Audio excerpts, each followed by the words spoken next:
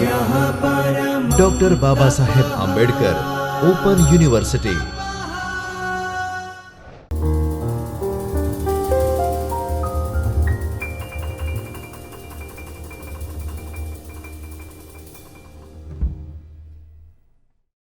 Hello students, welcome to the Chaitanya studio of Dr. Babasaheb Ambedkar Open University. Today we are going to study the topic recruitment and selection. Let's start. What is recruitment and selection? When we hear this term, the first thing comes to our mind is recruitment means taking interview, and selection means selecting candidates from those interviews. But half of that statement is true. Now, in today's lecture, we will learn the types of recruitment, what is exactly the recruitment and selection process is. Let's start with the introduction. Recruitment and selection is an important operation in HRM. It is designed to maximize employee strength in order to meet the employer's strategic goals and objectives. It is a process of sourcing, screening, shortlisting, and selecting the right candidates for the required position. Let's see the definition. According to Edwin Flippo, recruitment is a process of searching for prospective employees and stimulating and encouraging them to apply for jobs in an organization. As per the Yoder's definition, he believes that recruitment is a process to discover the sources of manpower to meet the requirements of the staffing schedule and to employ effective measures for attracting that manpower in adequate numbers to facilitate effective selection of an efficient workforce. In short, if we conclude with the definition, recruitment is the generating of applications or applicants for specified position. It is a linking activity bringing together those with jobs and those seeking jobs. Recruitment is therefore the process of searching prospective workers and stimulating them to apply for jobs in the organization. What are the sources of recruitment? We had learned definition, we have seen the introduction. Now, next comes to our mind, what are the sources from where we can recruit the employee in our organization? So, to answer that, there are two types of sources. Number one is internal and number two is external sources. What is internal sources? This refers to hiring of employees from within the organization in case of vacancy in a given position. This depends on whether the candidate has requisite experience and skill level to meet the need of the same. Internal sources of recruitment could be promotion, transfer, or response of employees to a notified vacancy. Two of the most common methods used to maximize the motivational value of a promote from within policy are job posting and skill tracking. Posting internal jobs is effective only when done before external job postings are made available. When we learn anything, we should also learn the merits and demerits. So, the demerits and merits from that we will learn merits first. The merits for the internal sources of recruitment are: number one, internal sources of recruitment have the advantage of absorbing people already acquainted with the company culture. Number two, the employees are tried and tested people and the company can depend on them. It is a useful signal to employees and assures them that their services are recognized and thus help in maintaining their motivation and morale. Number 4, it also reduces labor turnover as it gives employees a sense of job security and opportunity for advancement. Number 5, the employees are fully acquainted with the organization, hence, job training can be reduced. Number 6, internal sources of recruitment are less costly than the other sources of recruitments because you are promoting from or we can say within an organization, so they are well aware about your policies, your procedures, and they also knows their work very they also knows their work very properly.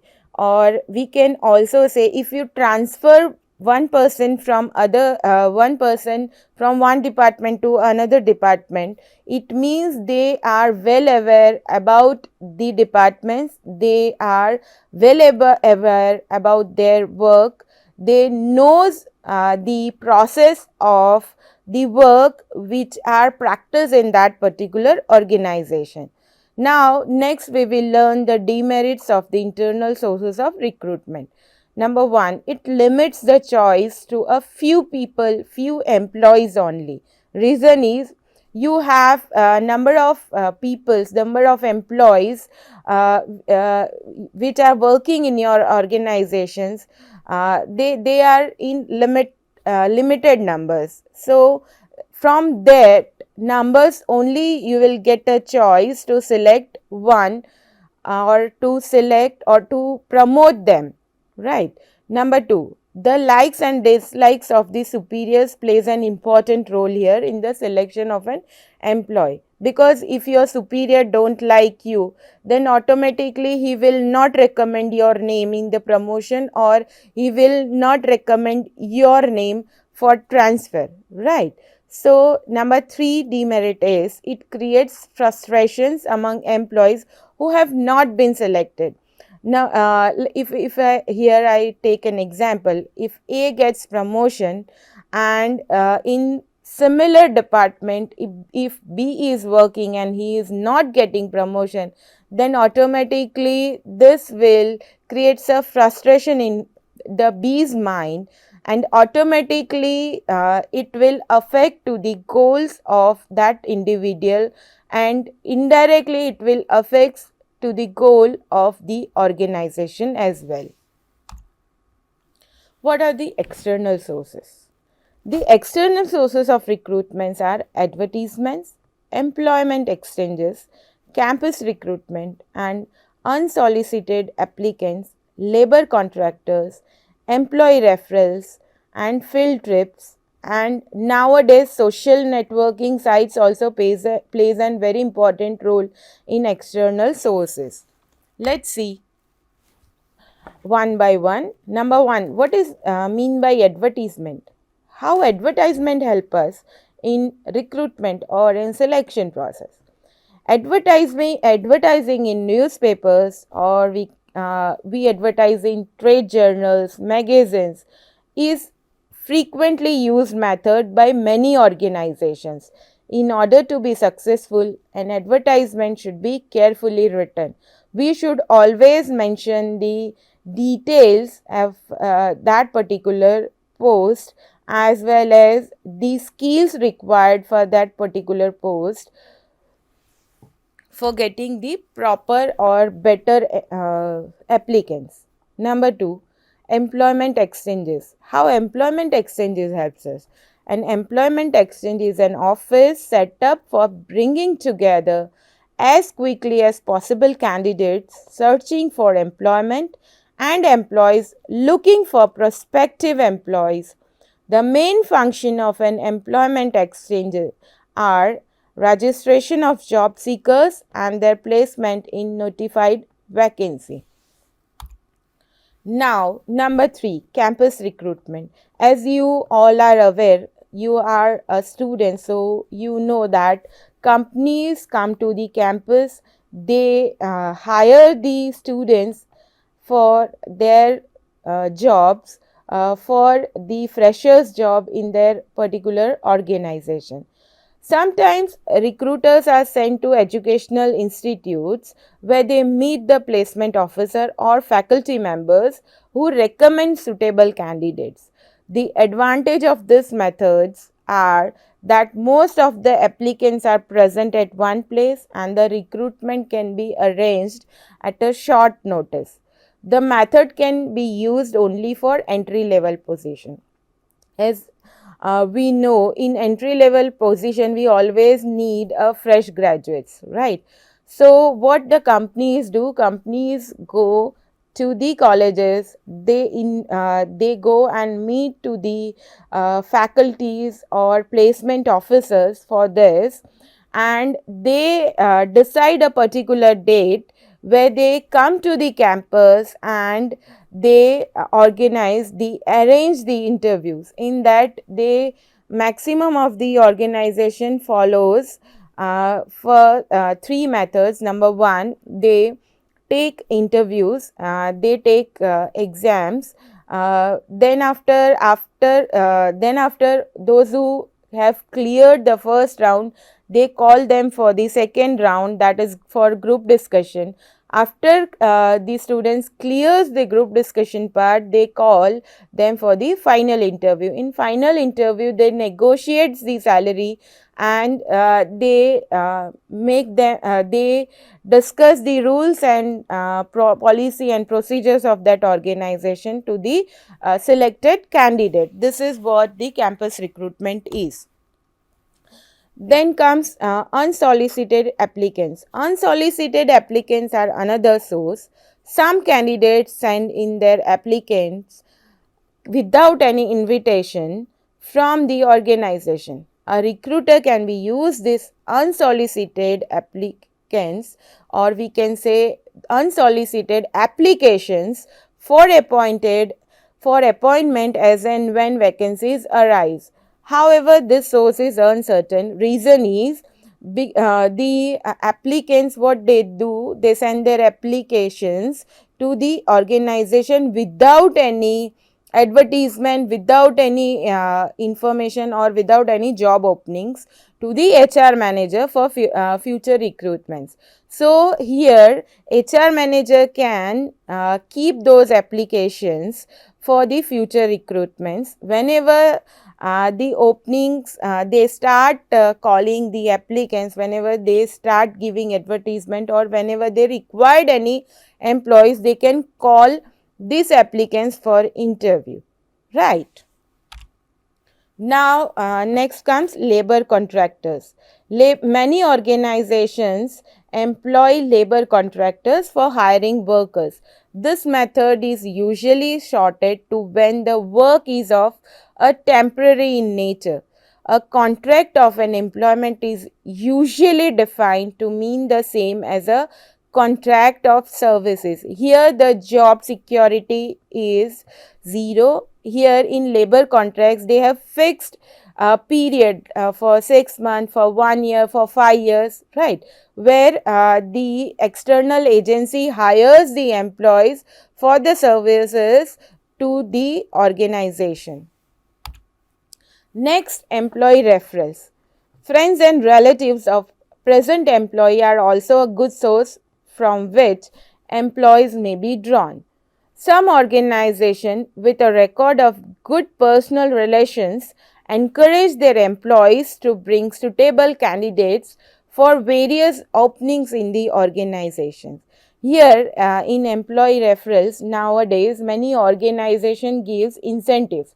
If you suggest any employee, or if you give the name or give the source, give the reference of any applicant, and if that applicant got selected in that particular organization, then the organization gives them an incentive for referring that candidate, referring that best candidate for that organizations.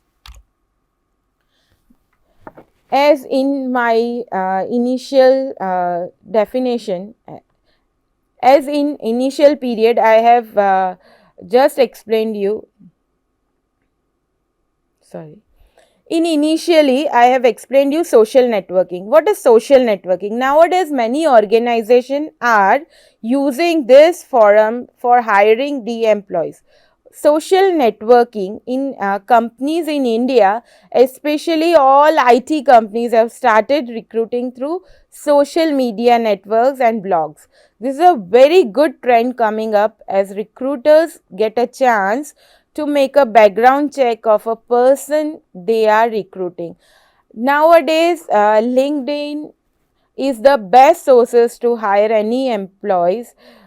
From there, the organization, the HR manager gets the full details of that applicant so that they can understand in initial stage that whether this candidate, whether this applicant is suitable for our organization or not, whether the skill that candidate has is required for that particular job or not. So, social networking nowadays plays a very important role in recruitment. Now, as I have already explained you, when there is any merits, there is also demerits.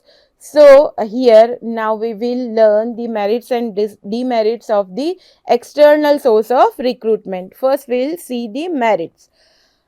Number one is fresh talents and skill comes into the organization when we adopt the external source of recruitment. New employees may try to change old habits.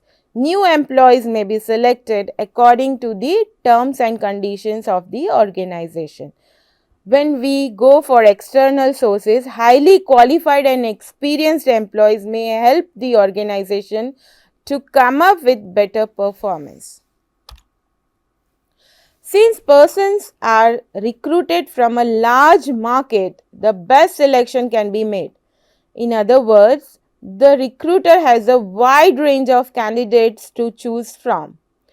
External sources provide the requisite type of personnel for an organization having the required skill. External sources of recruitment are economical because potential employees do not need extra training for developing their skills.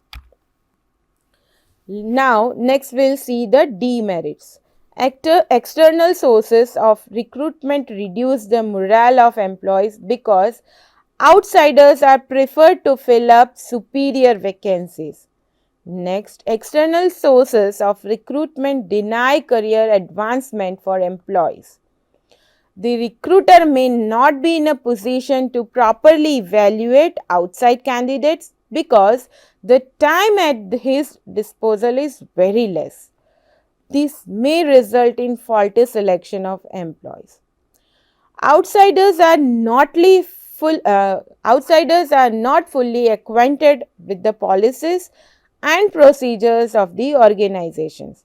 Therefore, they should be given training which is quite expensive. Now, next we will learn the definition of selection. Once the recruitment process gets over, once we get the applicants, when we had taken the interview or when we have selected the applicants for the interview, the selection process starts. Let's see the definition. According to Yoder, the hiring process is of one or many go on go gauges. Candidates are screened, the applicants go on to the next hurdle, while unqualified candidates are eliminated. Here, what happens when when the organization have applicants, they select the candidate, they select the applicants, and they ask them for an interview. When interview starts, the selection process started. The selection process starts. So, in selection process, they select the number of candidates They select the skills, they select the employee, they select the applicants based on their skills, based on their knowledge, based on their experience for that particular job, for that particular position. There are several advantages of proper selection procedures. As the employees are placed in the jobs for which they are best suited, they derive maximum job satisfaction, labor turnover is reduced, and the overall efficiency of the concern is increased. Finally, a good relationship develops between the employer and his workers. Next, we will learn the steps in the selection procedure. There is no shortcuts to an accurate evaluation of a candidate. A variety of methods are used to select personnel. The selection pattern, however, is not common for all organizations. Every organization has one or other process of selection. It varies from one to other. If we take an example here, if a company follows interview, then group discussion, and after group discussion they call for final interview. In many organizations, they select their employees in first round of interview itself. In many organizations, they follow 3 rounds of interviews. In many organizations, they go for 2 rounds of interviews. They call the applicants. In first round, they see their skills, they see the knowledge of that particular position, they observe the candidate. In second round, they call the applicants for the negotiation. If we take an example of B company, the B company calls an employee for first round. In that, they go for aptitude test. Once the applicant cleared the aptitude test, they call them for group discussion. In group discussion, they observe the behavior of that applicant, they observe the skill, they observe the experience, how the applicants apply those experience in the given task or in the topic. They check, when the group discussion is going on, they check whether the applicant is competent enough for that particular job or not. After that, they call for final round. In final round, they negotiate with the employee regarding the salary, and after completing that process, the applicants got selected. The organization gave them confirmation, and after getting confirmation, they get the offer letter, and after accepting the offer letter, they get the final letter from the organization. Number 2, application blank. In a sense, the application blank is a highly structured questionnaire in which the questions are standardized and determined in advance. An application blank is a traditional, widely accepted device for getting information from a prospective applicants. In that, biographic data, then education and past experience, personal items, references are mentioned. Based on them, based on these details, the HR manager in select the applicants. Then initial interview. These are the steps of selection process. In initial interviews, those who are selected for interview based on particulars furnished in the application blank are called for initial interview by the organization. An interview is a face to face, or we can say observational and personal appraisal method of evaluating the applicants. Preliminary interview becomes a necessity when a large number of candidates apply for the job. Employee test. For further assessment of a candidate's knowledge and abilities, some tests are used in the selection process. The test could be, as I have already explained you, aptitude test, then they also go for interest test, then performance or achievement test, and lastly they go for personality test. In interview, after putting the candidates to various types of tests, all those clearing the test are finally called for interview. The interview is perhaps the most intricate and difficult part of the selection procedures. How many types of interviews are there? Number 1, preliminary interview, extensive interview, stress interview, the exploratory or information interview, the directed interview, and the last is the indirected interview. Then also there is panel interview, group interview, sequential interview, and the behavioral interview. After these interview, the organization call the candidate for medical examination. The main purpose of the medical examination is to see whether the candidate is medically fit to occupy a particular post and has the capabilities to withstand the physical and psychological stress and strains required of the job. Such an examination can predict the possible health problems in future involving serious surgical conditions and prolonged treatments, which would involve huge medical expenditure to the organizations. Now, let's sum up. To conclude, it can be stated that if an organization is not able to hire the services of individuals with required credentials, talent, and competence continuously, a situation will arise in the organization when all the qualified persons retired and the organization will experience the scarcity of workforce.